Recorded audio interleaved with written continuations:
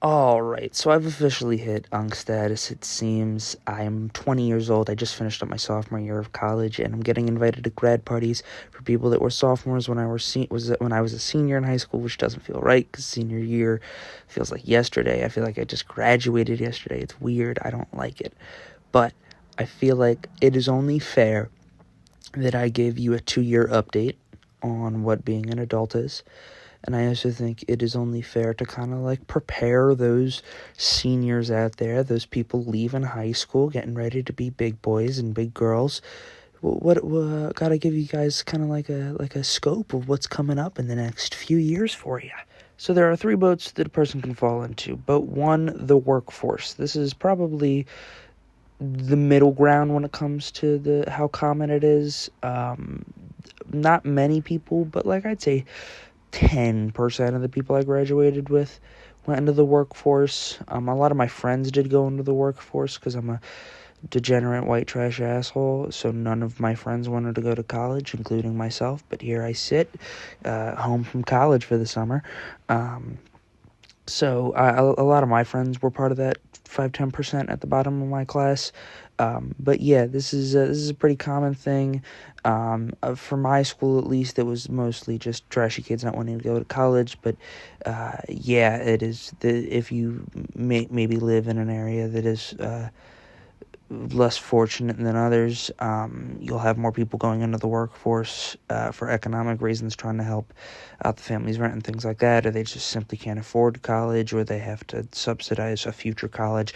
There's a lot of reasons people go into the workforce, but for me personally, it was mostly because my trashy friends didn't want to go to college and just wanted to get money and get high, which I totally get, don't get me wrong. Now, the second most popular, the least most popular boat, sorry, is the military. I'd say 5% of my class went into the military.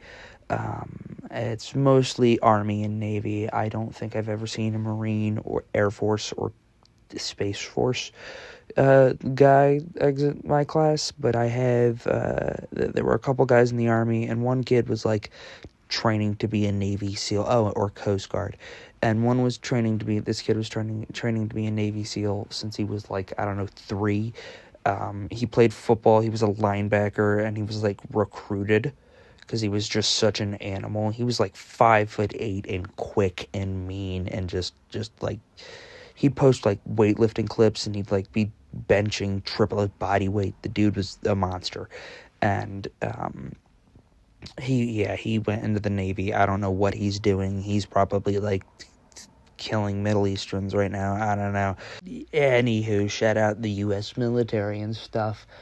So that's boat 2 you could get into, and easily the most common boat, at least where I'm from, is boat 3, which is what I did. It is the college boat. Me and some of my closest friends, we all decided to go to the same local college. Is it a great college? Absolutely not. We're morons. We don't get to go to great colleges. That's cool.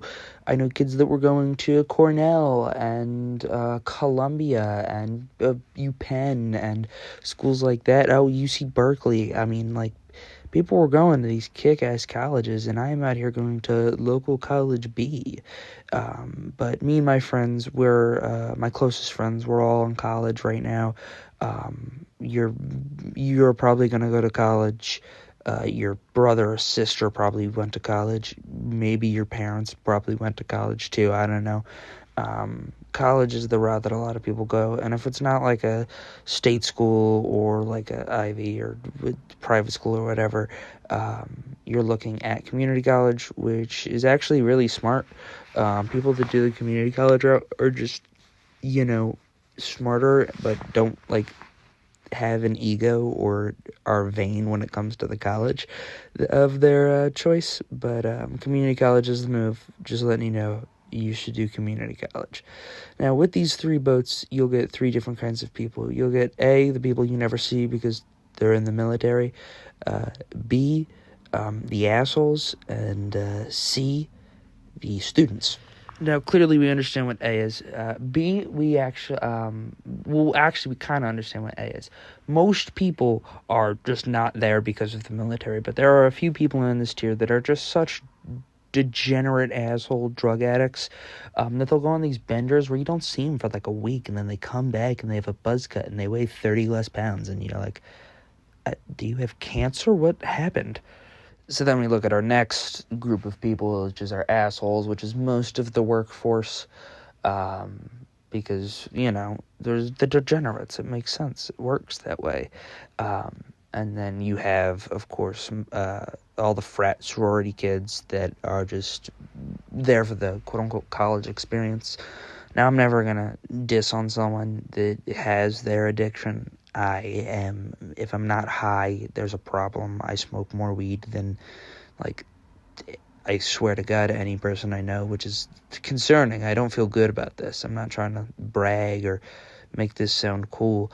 It's a problem, and I clearly need to fix something, but I don't really feel like doing that. And that is the same boat that all those frat kids are in, because they're just alcoholics or have their own fix of whatever that is, and it's very much so celebrated. So I'm not trying to, celebrate the concept of addiction. No, you shouldn't. Recovery is a hard road and this and that, and if there's a person that's addicted to weed out there, I know people say, you can't get addicted to weed and stuff. I feel pretty goddamn addicted right now. So that's my take on, I definitely fit into the asshole tier. I mean, I love my major. I'm a music major, and I love it. But I also smoke way too much weed and enjoy myself more than most people do in college, especially when they care about their major. And then you have, of course, Tier 3, which is the students, which is just people there to get their education that they're paying thousands upon thousands of dollars for. Sometimes the Tier 2 asshole people can fit into this boat. You can never get a Tier 3 military or junkie in this tier. That's just not a thing. So when you graduate high school, you will inevitably fall into one of these three tiers. Or you can go into the super secret special fourth option, which is actually just being homeless. You can move to Las Vegas, or become your local town crazy, or go to your local city of choice and live under a bridge.